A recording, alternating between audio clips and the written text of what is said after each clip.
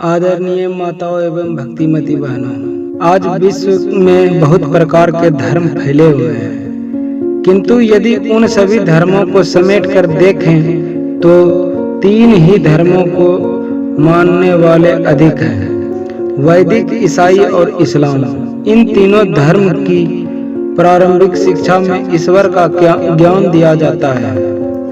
पंजाब में एक संत हुए गुरु नानक देव जी महाराज। वे जब छोटे थे तो उनके पिता ने एक मौलवी साहब के पास उनको पढ़ने के लिए भेजा। मौलवी साहब ने उनको अलीफ बे ते आदि पढ़ाने लगे। गुरु नानक देव जी ने मौलवी साहब से पूछा, मौलवी साहब, अलीफ का क्या अर्थ होता है? मौलवी साहब ने कहा, अलीफ का मतलब होता है एक। पुनः गुरु नानक देव जी ने पूछा, बे का क्या अर्थ होता है? मौलवी साहब ने कहा, बे का अर्थ होता है दूसरा। गुरु नानक देव जी ने कहा, मौलवी साहब, पहले मुझे एक को जान लेने दीजिए, तब हम दूसरे को जानेंगे। वह एक क्या है? वह एक परम ब्रह्मा है, परमात्मा है। परम ब्रह्मा परमात्मा है। और वह दूसरा क्या है? वह दूसरा संसार है। जो एक को जान लेता है उसे दूसरे अर्थात संसार को जानने की आवश्यकता नहीं रह जाती। इस्लाम धर्म में उर्दू जुबान में जो पहला अक्षर अलीफ पढ़ते हैं वह एक ईश्वर का ज्ञान देता है और उसकी आकृति भी एक सीधी खड़ी लकीर के समान होता है जो बताती है कि ईश्वर एक है। जब हम अंग्रेजी पढ़ने के लिए जाते हैं तो वहाँ क्या पढ़ते हैं? ABC आदि। ए का अर्थ होता है एक। यह ईसाई धर्म भी सिखलाता है कि पहले एक को जानो। हमारे वैदिक धर्म के भी पढ़ाई आ आदि से शुरू होती है। वह स्वर है, बिना स्वर के व्यंजन का उच्चारण नहीं होता और सभी व्यंजनों में स्वर मिला रहता है। वो बताता है कि परमात्मा एक है और पूरे विश्व में व्यापक है। जिस प्रकार बिना स्वर के व्यंजन का उच्चारण नहीं हो सकता, उसी प्रकार परम ब्रह्मा परमात्मा के बिना यह सृष्टि नहीं हो सकती।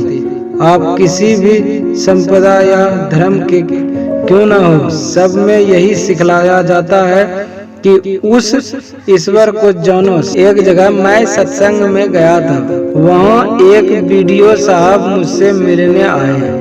वे मुसलमान थे। मैंने वीडियो साहब से कहा, आप इस्लाम को मानते हैं तो आप 5 वक्ती नमाज अदा करते होंगे। उन्होंने कहा, मुझे जन सेवा से फुर्सत कहाँ है? जन सेवा से बढ़कर क्या और कोई सेवा हो सकती है?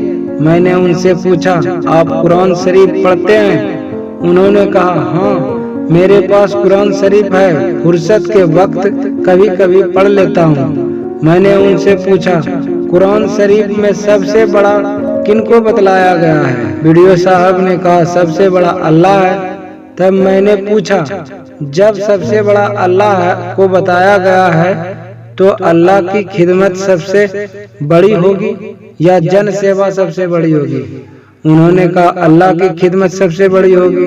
मैंने कहा, वीडियो साहब, कयामत के दिन के लिए आप 5 वक्ती नमाज अदा कीजिए, इससे आपका दिन बनेगा, और जन सेवा भी कीजिए, इससे आपकी दुनिया बनेगी। इस तरह आपका दिन और दुनिया दोनों बनेगी। उन्होंने कहा, अच्छा बाबा, अब से मैं नमाज अवश्य पढ़ूंगा। भगवान श्री राम ने भक्तन सबरी के सामने 9 प्रकार की भक्ति का वर्णन करते हुए कहा था, प्रथम भक्ति संतन कर संगा। लोग समझते हैं कि भगवान के दर्शन हो गए तो बाकी क्या रह गया, लेकिन भगवान श्री राम कहते हैं, मेरे ही दर्शन से तुम्हारा काम पूरा नहीं हो गया, तुम संतों के भी दर्शन करो। ये तो गोस्वामी तुलसीदास जी ने कहा है, संत भगवंत अंतर निरंतर नहीं, लेकिन किसी किसी स्थान पर अंतर भी हो जाता है। भगवंत का अवतरण किसी कार्य विशेष के कारण होता है और वे कार्य संपन्न करके चले जाते हैं। भगवान दुष्टों को संहार करते हैं। संत दुष्टों के संहार नहीं करते बल्कि उनकी दृश्य प्रवृत्ति को संहार करते हैं। संत और भगवंत में यही अंतर है। भगवान श्री राम तो यहाँ तक कह गए, मोते अधिक संत करी लेखा, मुझसे बढ़कर संत को जानो। लेकिन संत किनको कहते हैं? एक कवि के वचन में आया है, संत कबीर साहब ने कहा है, पारस लोहे को सोना बना सकता है पर पारस नहीं बन सकता। लेकिन जो संत होते हैं वे जड़ बुद्धि वाले अज्ञानी को भी ज्ञान देकर अपने समान बना देते हैं। परे से परे को देखने पर हृदय की ग्रंथि खुल जाती है, सभी संशय छिन्न हो जाते हैं और सभी कर्म नष्ट हो जाते हैं। परे से परा क्या है? जड़ के परे चेतन है और चेतन के परे परमात्मा है। जो सगुण निर्गुण के परे चले गए वे संत होते हैं। संस्कृत में जिनको हम संत कहते हैं, अंग्रेजी में उन्हीं को संत कहते हैं। वास्तव में जो संत होते हैं उनमें संत अर्थात सुगंध होती है।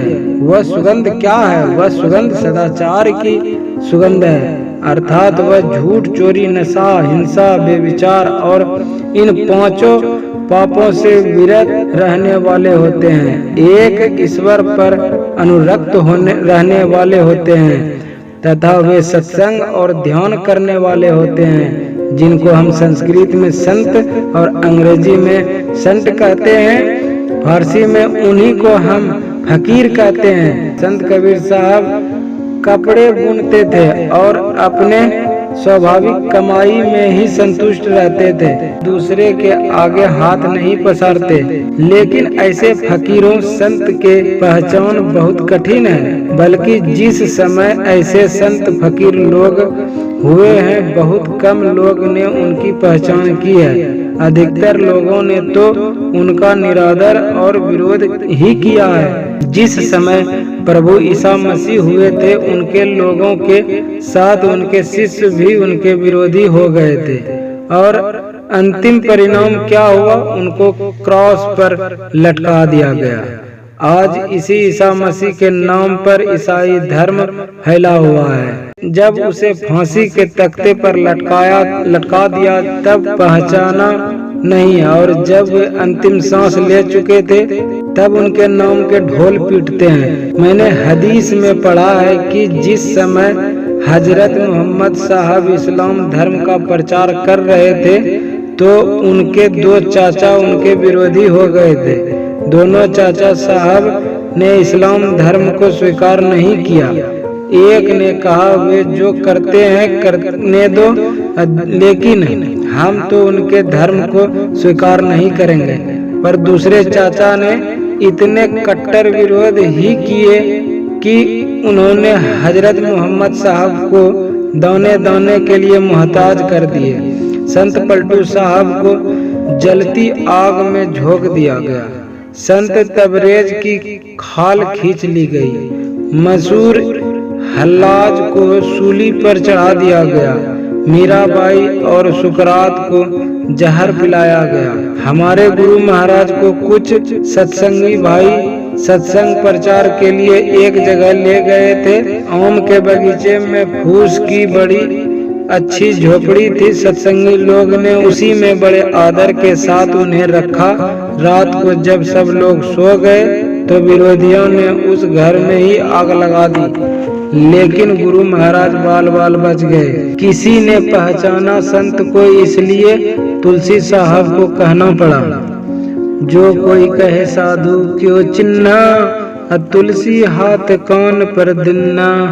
सच्चे संत की शरण में रहने वाले अपना कल्याण करते हैं और दूसरे का भी कल्याण करते हैं। संत कबीर साहब का वचन है, जब संतों की संगति करते हैं तो क्या होता है? संत के शरीर से जो नरसिंह आभा निकलती है वह संगति करने वाले में प्रवेश करती है। संत उनकी कुवृत्तियों को सतोगुण में परिवर्तित कर देते हैं, मन को निर्मल बना देते हैं। वस्तुतः जब तक मन में मैल भरा रहता है तब तक प्रभु का प्राप्ति नहीं हो सकता। संत के संग में जाओ तो ऐसा नहीं कि तन कहीं और मन कहीं, तन के साथ मन को भी नियोजित करके रखो, नहीं तो गंधी की दुकान पर जाएं, दुकानदार आपको कुछ भी नहीं देंगे तो भी गंध आपके पास जरूर आएगी। उसी तरह यदि संत एक शब्द भी नहीं बोले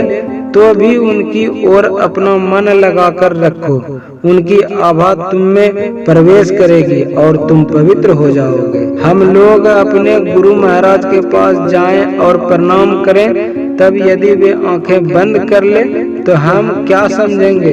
यही समझेंगे कि गुरु महाराज हमसे असंतुष्ट हैं, हमारी ओर देखना तक नहीं चाहते। लेकिन सहजोबाई ने कहती है, गुरु महाराज का यह इशारा है कि आंखें बंद कर ध्यान करो, इसलिए संतों की संगति करो। भगवान श्री राम ने सबरी से कहा था, संतों के पास जो कथा या हरि चर्चा हो उसमें रति रखो, प्रेम करो, प्रेम के साथ सुनो, अन्यथा सुनने के कोई कीमत नहीं। किसी भी बात को हम इसलिए सुनते हैं ताकि उसे ग्रहण कर सके, आचरण में ला सके। आचरण में लाकर ही कुछ पाना हो सकता है। सुनने का अर्थ हुआ ग्रहण करना, अर्थात कर्तव्य में लाना, और जब कर्तव्य करेंगे तो परिणाम जरूर मिलेगा। नहीं तो कहावत है, जिस गली में हमको जाना नहीं उसी गली के पते को हमको क्या लेना। यानी जो काम हमको करना नहीं है उसको सुनकर हम क्या करेंगे। संतों की संगति में जब हम कथा प्रसंग सुनेंगे तो हमारे मन में स्वाभाविक ही यह बात उदय होगी कि हमको भी ईश्वर की भक्ति करनी चाहिए। भक्ति किस तरह करनी चाहिए यह जानने के लिए गुरु की आवश्यकता होती है। गुरु ईश्वर भक्ति करने की कला सिखाएंगे। संत सामूहिक शिक्षा देते हैं और गुरु व्यक्तिगत रूप से शिक्षा दीक्षा देते हैं। तीसरी आंख भक्ति है। गुरु पद पंकज सेवा, सेवा करो तो किस तरह? अमान अर्थात मान रहित होकर। जो गुरु की सेवा में जाते हैं और मान खोजते हैं तो उसके लिए संत कबीर साहब चेतावनी देते हैं। इसलिए मान रहित होकर निश्चल भाव से गुरु की सेवा करो। कपट छोड़कर परमात्मा का गुणगान करो, लोगों को दिखलाने के लिए नहीं। बंगाल में एक महात्मा हुए राम प्रसाद सेन, उन्होंने कहा, छिपकर पूजा ध्यान करो, लोगों को दिखलाने के लिए नहीं। मंत्र जाप में सबसे श्रेष्ठ मानस जाप है। जिस नाम का हम जप करते हैं रूप तदनुरूप इष्ट का रूप सामने आता है। इसलिए मानस जाप के बाद मानस ध्यान होता है। एक स्थूल ध्यान होता है और दूसरा सूक्ष्म ध्यान। सूक्ष्म ध्यान के लिए संतों ने बतलाया कि ऐसा ध्यान करो कि फनाफिल मुर्शिद बन जाओ, अर्थात गुरु पर अपने को फना कर दो। सूक्ष्म ध्यान में संत लोग दृष्टि साधन की क्रिया में, जिसको क्रमशः दृष्टि साधन और नदानुसाधन कहते हैं, भगवान श्री राम ने स्पष्ट बतलाया है कि जो सम की साधना करते हैं वे ही समता प्राप्त कर सकते हैं। उसको संतोष ही संतोष होगा। स्वप्न में भी वह दूसरे को दोष नहीं देखेगा। जो सब में एक ही एक ब्रह्मा को देख रहा है वह दूसरे का दोष क्यों देखेगा? अर्थात वह सबके प्रति सरल हो जाएगा। वह हृदय में हर्ष या शोक न लाकर एक ईश्वर पर विश्वास करने वाला हो जाएगा। सबरी इन 9 प्रकार की भक्तियों में सुप्रांगत थी, इसलिए भगवान श्री राम ने उनको कह दिया था, सकल प्रकार भक्ति दृढ़ तेरा। अन्य में सबरी की कितनी अच्छी गिनती होती है। योग अग्नि में शरीर को छोड़ा और हरि के उस पद में लीन हो गई जहाँ से कोई लौटा नहीं। उसको मुक्ति मिल गई। जो कोई इस तरह की भक्ति करेंगे वे आगमन के चक्र से छूटकर मुक्ति हो जाएंगे। यही नवदा भक्त का सार है। श्री सद्गुरु महाराज की जय। श्री सद्गुरु महाराज की जय। श्री सद्गुरु महाराज की जय।